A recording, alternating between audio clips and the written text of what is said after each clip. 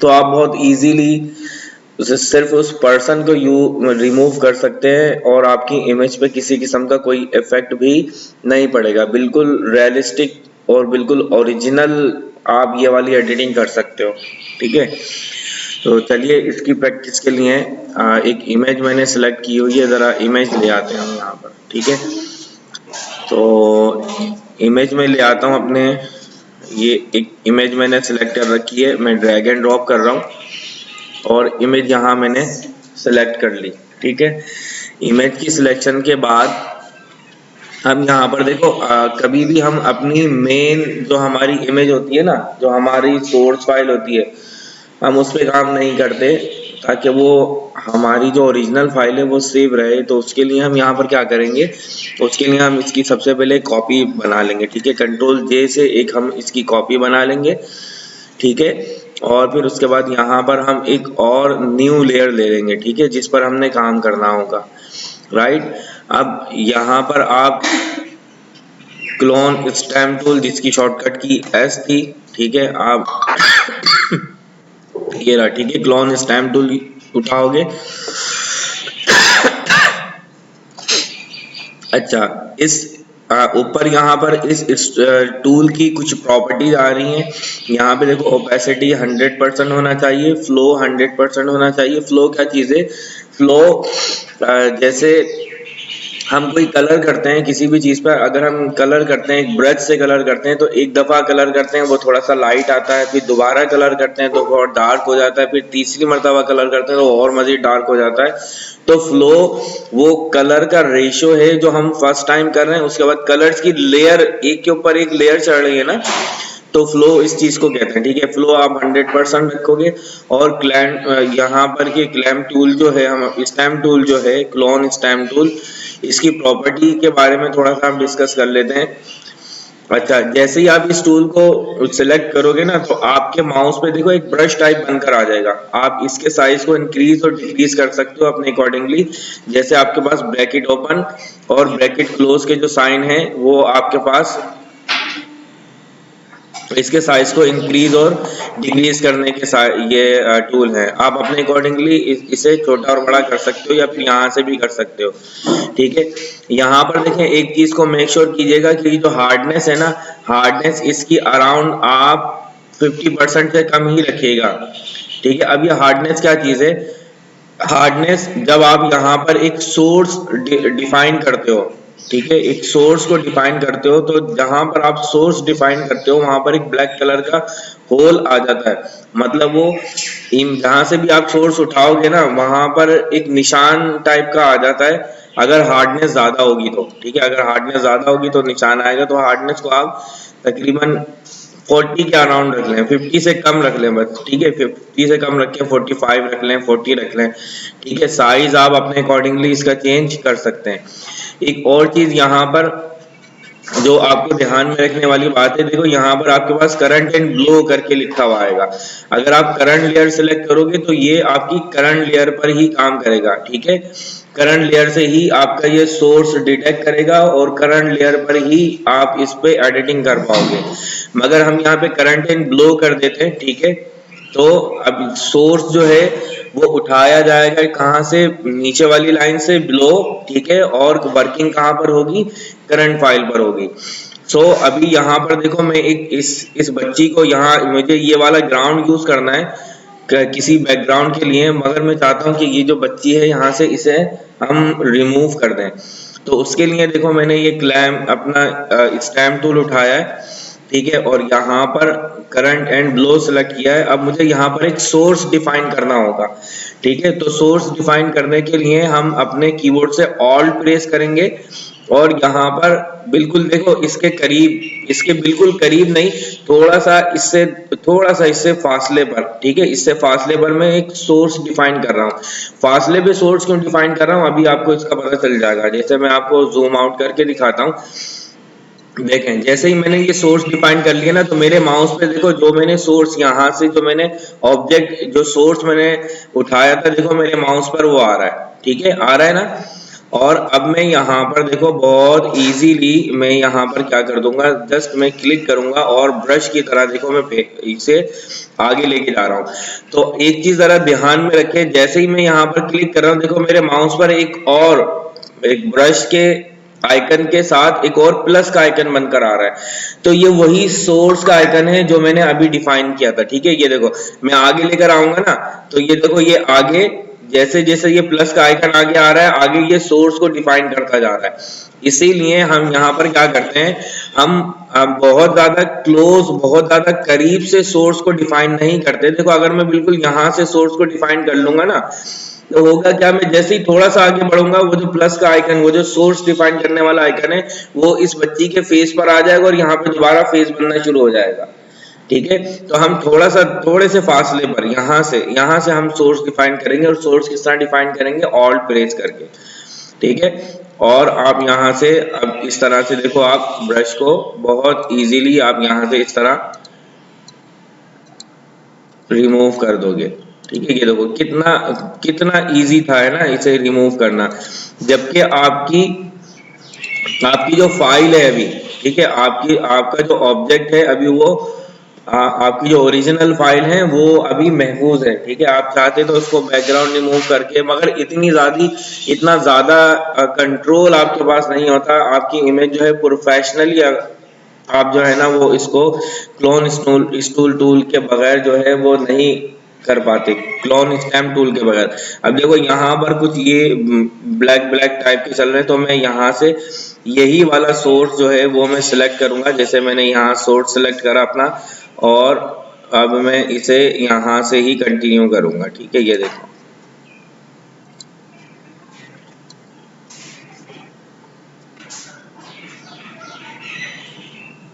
यहाँ तक। ठीक है, अब यहाँ वाला ये वाला सोर्स आप चाहो तो अपने इस ब्रश के साइज को छोटा कर सकते हो। ठीक है, अब सोर्स हम यहाँ से सिलेक्ट कर रहे हैं। देखो ये जरूरी नहीं है कि अब ये देखो मैंने बहुत करीब से सोर्स डिफाइन किया था, तो देखो अब यहाँ पर क्या हो रहा है, मेरे माउस पर आप देख रहे हो कि यहाँ पर दूसरी चीज आना शुरू हो गई है। ठीक है, तो मैं अपना सोर्स एक बार अब यहाँ से डिफाइन कर लेता हूँ। ठीक है, यहाँ से, क्योंकि ये मैंने अब बच्ची का आर्म जो है इसे रिमूव करना है। देखो बहुत इजीली, बहुत अच्छे तरीके से, और देखो साथ साथ जो है ना वो मेरा ये सोर्स की जो फाइल है ये भी चलती जा रही है। अब यहाँ से हमने सोर्स को पकड़ा और हम यहाँ से देखो बहुत इजीली, आप बड़े एहतियात के साथ, बड़े ध्यान के साथ आप यहाँ से क्या कर सकते हो, इसे बहुत आराम और सुकून के साथ रिमूव कर सकते हो। ठीक है, अब मैं कुछ सोर्स यहाँ से डिफाइन कर लेता हूँ, ताकि ये जो हमारा इमेज के जो शेड है ना, देखो ये शेड इस तरफ से, यहाँ पे लेफ्ट और राइट साइड के अलग अलग से शेड है। ठीक है, तो मैं चाह रहा हूँ कि यहाँ जो है वो मैं वही वाले शेड यूज करूँ, और इमेज में किसी किस्म की जो है ना वो तब्दीली जो है वो महसूस ना हो। मतलब मैं यहाँ से इस बच्ची को इस ग्राउंड से रिमूव भी कर दूं, और किसी किस्म की जो इमेज की जो मैं यहाँ पर जो चेंजेस कर रहा हूँ ना, वो भी यहाँ पर देखो। अब ये ग्रास है, तो आप यहाँ पर इसे थोड़ा सा जूम आउट करके देख लो, और अब ये ग्रास वाली जो साइड है ना, अब मैं सोर्स देखो यहाँ से डिफाइन कर रहा हूँ यहाँ से। ठीक है, अब ये देखो मैं बिल्कुल, अगर आप किसी स्ट्रेट लाइन में काम कर रहे हो ना, तो आप शिफ्ट का बटन भी प्रेस कर सकते हो।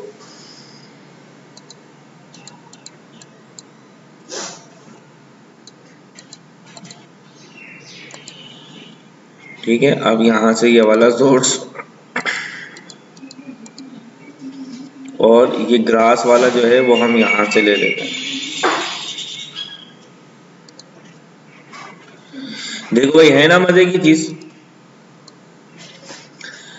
सिमिलरली आप यहाँ पे क्या कर सकते हो, अगर आप अपनी इमेज पर, जरूरी नहीं है कि आप इस तरह, आप एक इमेज के ऊपर अगर आपको कोई आपने कोई ब्रेसलेट, कोई नेकलेस पहना हुआ है, ठीक है, आप उसको भी अगर एडिट करना चाहते हो ना, तो आप वो भी कर सकते हो। सिर्फ पर्टिकुलर एक किसी भी चीज को आप इमेज से रिमूव कर सकते हो। जैसे बहुत सारे आपने, अगर आप YouTube पर देखो, सर्च करो, तो आपको बहुत सारे जो है ना कुछ शॉर्ट्स, कुछ आपको ट्यूटोरियल इस टाइप के मिलेंगे कि जहां पर जैसे एक कोई पपिट है, उसका एक कान बंद है, एक आंख बंद है, तो आप वो दूसरी यहाँ की चीज वहां पर लगा सकते हो। ठीक है।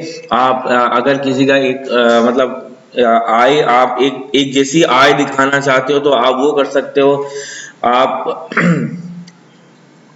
इस टाइप की आपको काफी सारी चीजें प्रैक्टिस के लिए मिल जाएंगी।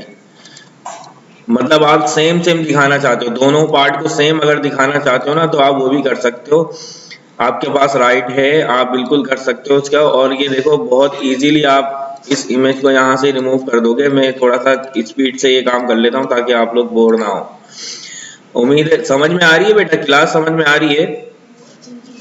ठीक है। बस सोर्स आपने यहाँ पे डिफाइन करना है, और सोर्स डिफाइन करने के बाद आप सिंपल, बहुत सिंपल तरीके से जो है आप यहाँ पे अपना काम ये फिनिश कर सकते हो। बस सोर्स जो है वो ऐसा सिलेक्ट कीजिएगा कि वो आपको परेशान ना करे। मैं यहाँ पे थोड़ा सा साइज इसका बढ़ा लेता हूँ। ठीक है। और हम इसे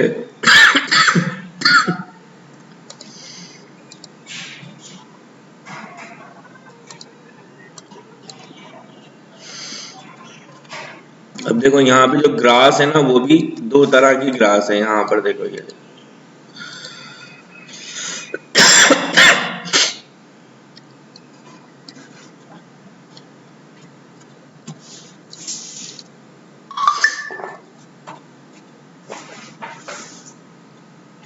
साइज को थोड़ा सा छोटा करते हैं।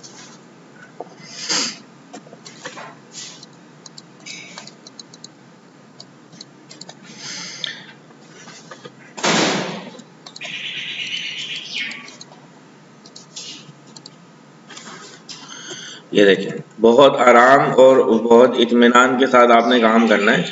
और आप यहाँ पे किसी भी इमेज को, किसी भी ऑब्जेक्ट को यहाँ से रिमूव कर सकते हो।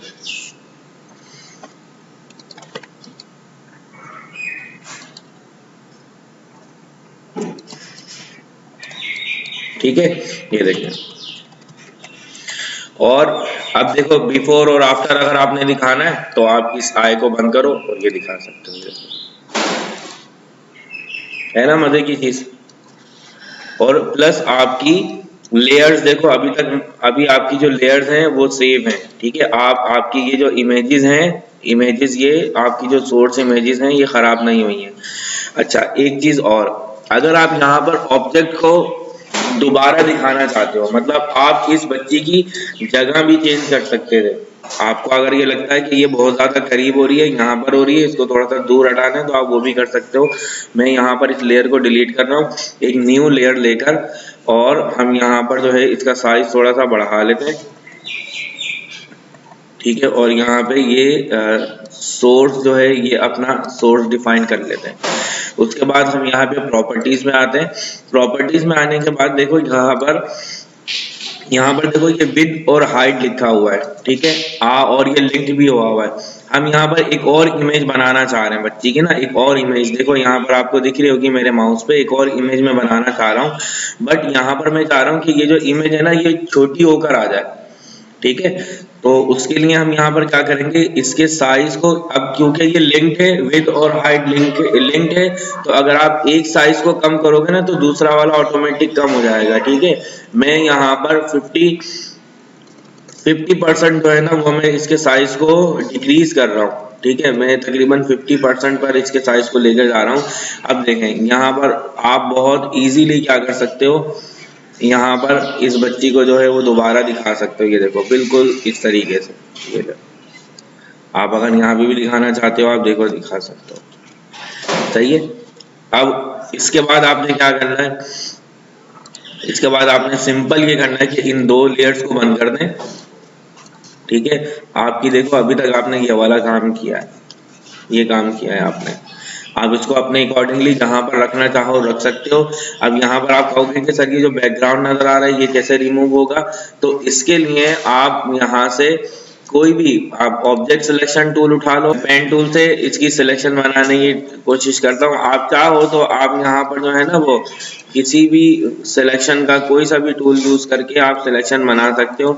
मैं यहाँ पर वैसे ही रैंडमली आपको जल्दी जल्दी से जो है ना वो सिलेक्शन बना के दिखा रहा हूँ। आप अपने अकॉर्डिंगली इस सिलेक्शन को बहुत अच्छा सा बना लीजिएगा।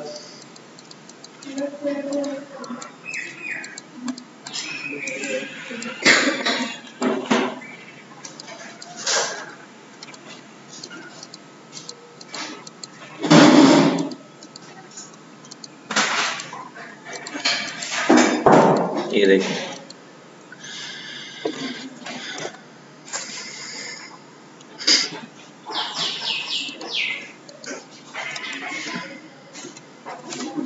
उसके बाद सिलेक्शन बनाने के बाद आपने आपने जस्ट राइट क्लिक करके सिलेक्ट इनवर्स करना है। ठीक है, ठीक है, कंट्रोल शिफ्ट आई से भी सिलेक्ट इनवर्स कर सकते हो, और मैंने बैकग्राउंड को रिमूव कर दिया है कंट्रोल एक्स से।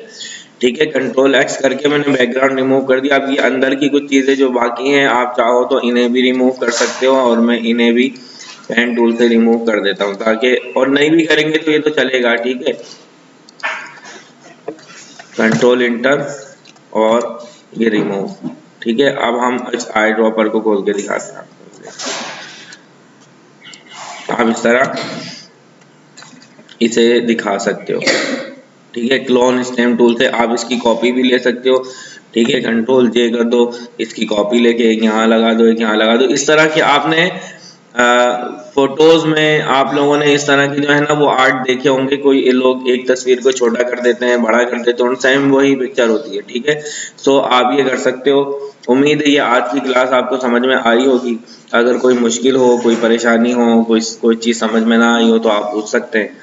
ठीक है, तो आज के लिए इतना रखते हैं। इसकी प्रैक्टिस कीजिए, बहुत अच्छी सी प्रैक्टिस कीजिए इसकी। अगर कोई दिक्कत हो, कोई मुश्किल हो तो आप लोग पता कर लीजिएगा।